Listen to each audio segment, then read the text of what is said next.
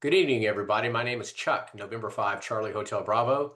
I want to take a few moments tonight and go over the 2025 Club Satisfaction Survey that was conducted last summer. Tell you a little bit about where it came from, and then we'll roll through the results and share with you what your club is doing and how you graded us and our performance this past year. So let's get started. Um, the idea came forward in summer of 2025. The board got together and said, you know what? I wonder how we're doing as the membership was growing. As you guys recall, we saw the club go from 300 to 400 to 500 members, and we wanted to make sure the club was headed in the right direction. So Bill number 9, K5LK, got with a bunch of guys and said, "Hey, let's put together a survey for the club."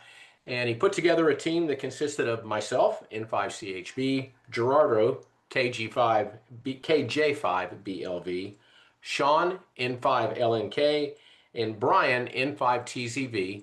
And we had a number of meetings to come up with the questions that we were going to put out there and ultimately put together the survey that was sent out and was conducted between August the 27th and September the 7th.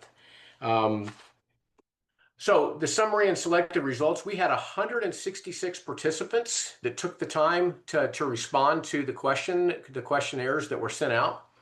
And of those 166, we verified that 164 were actual members. And if you stop to think about it, we got 33% of our club members to take the time to give us feedback on what we were doing to make this club successful and popular among our users. And overall, we'd like to share that the information that we got back was very, very positive. Club satisfaction overall, we asked the question, what is your current satisfaction with the Crossroads Ham Radio Club?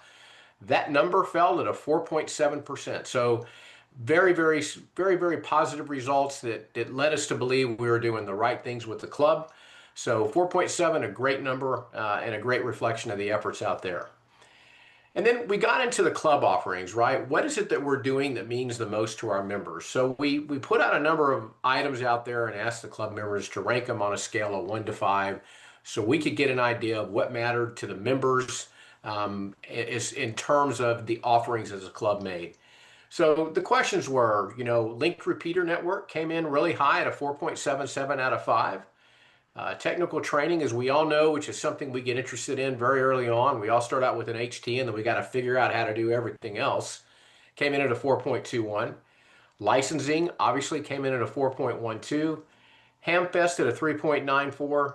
And as you can see on the list here, we won't have to go through all of them, but overall, everything fell at almost a 4 or higher in the questionnaire that we had, which told us that the offerings that we had and what we were focusing on was absolutely what we think our members wanted to see. The higher marks again were the repeater network, very important at a 4.8, training at a 4.2, license testing at a 4.1. Some of the things that were maybe important but not as important as others was POTA was a 3.6, SwapNet was a 3.3, and breakfasts were a 3.1. By the way, we're working on the breakfast thing and trying to find a way to get that into different corners of the city. So maybe we'll get some more excitement over that as we find more places to conduct the breakfasts.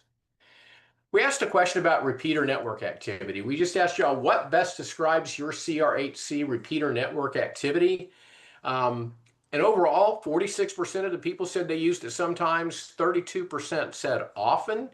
So if you think about that, it's almost 80% of our memberships members use the repeater network regularly. So very, very good results on that. So the repeater network, as it grows, we all know that's one of the things we really enjoy about the repeater network is you can stay on that thing from Beaumont all the way down to the valley almost. So great feedback on the repeater network.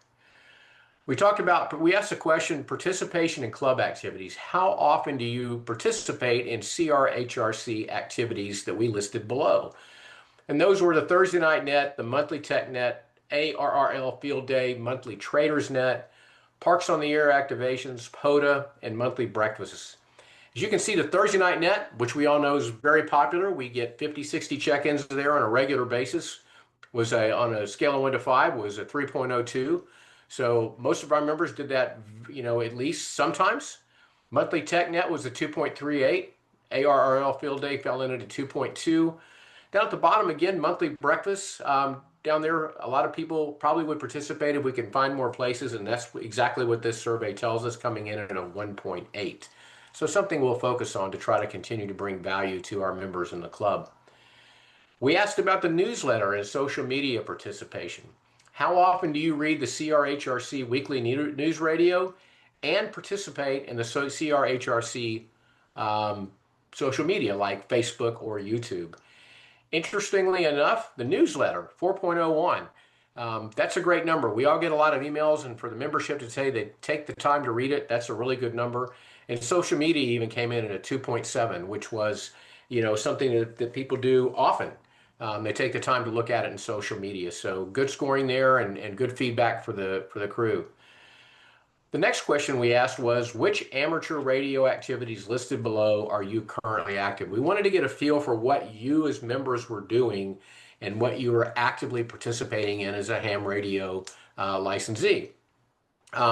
And this is a number that's reflected in total number of respondents. So FM repeaters, as you can tell at the top, is a 149. VHF, UHF simplex 102, antennas 94, and you can kind of go on down the list and see it in terms of the frequency down at the bottom, ballooning, something I personally find fascinating, but just that's not something you can do every weekend, right? Satellite work down there, contesting DX and so on. But this will give you a good idea of, how many members in the club do these things regularly. So good answers there. Let me go here. Overall survey satisfaction from members. We just asked overall, how satisfied were you with the survey that we put out in front of you? Did we ask the right questions? Did we try to get the right feedback? Overall, that came back at a 4.6. So that kind of tells us we were over the target, so to speak. We were asking the right questions that you as members felt we were asking to continue to try to move the club forward in the right way and to try to improve it or tweak it to continue to meet the needs of our membership. So great questions, great responses, and I think it tells us, again, I probably sound a little bit like a broken record, but the club's moving in the right direction and doing the right things. We went out there and asked also, not only in terms of the multiple choice that you saw out there, but also some of the other questions out there. We asked for additional feedback and gave people the chance to write an answer as opposed to just answering a multiple choice question. And I'm going to go through this and read a few of these answers for you. And you're going to say, well, Chuck, you only picked out the good ones. I'm going to tell you they're all good answers, at least as far as I'm concerned. And so I just kind of tried to highlight a few things that would have come from just any given member. So I'm going to read a few of these. Crossroads is great because it has a friendly people to talk to. This does not seem to be a closed circle event. There is no foul language permitted and everyone is welcomed and included. CRHRC has got me going into the hobby. I'm still getting started, but looking forward to this fall when I get some more time with the hobby. The club offers so many resources and knowledgeable people to chat with to get more perspective. I have a lot of ideas that I need to kick around. Another one said, since we have breakfast at various locations, how about rotating testing to various locations? So something we may consider there is, instead of having testing at the summer field day, maybe we can do something a little bit different. So that's on our mind there. Another response. I operated VHF, UHF years ago, but after getting on HF became my primary mode for ham radio. Recently, less than a year ago, I was listening to a CRHRC repeater that I was so impressed with the coverage and quality of the system. That sparked my interest in getting back into 2-meter 440 repeaters. So exposure to what the different things the club's doing has helped a member kind of grow in a different direction. Another feedback, great club. I think y'all solved what most clubs fail at. Dues, lack of participation, and an old mentality. This is a very well-managed club. I like how the system is expanding. Although I don't talk much on the repeaters, I do enjoy listening. So more great feedback there. Then a couple of more. I personally feel the link system is a huge asset, not only to the coastal area, but also to the areas inland of I-10. Another one, very impressed with CRHRC's growth in members. Would like more diverse net questions and topics other than technical ham issues. And I think this fosters getting to know the members better. So thank you for taking the time to answer the survey. We'll get posted on our YouTube channels, and I'm sure there'll be a link sent out in our upcoming newsletter. But we do want to thank the members for taking the time to answer the questions.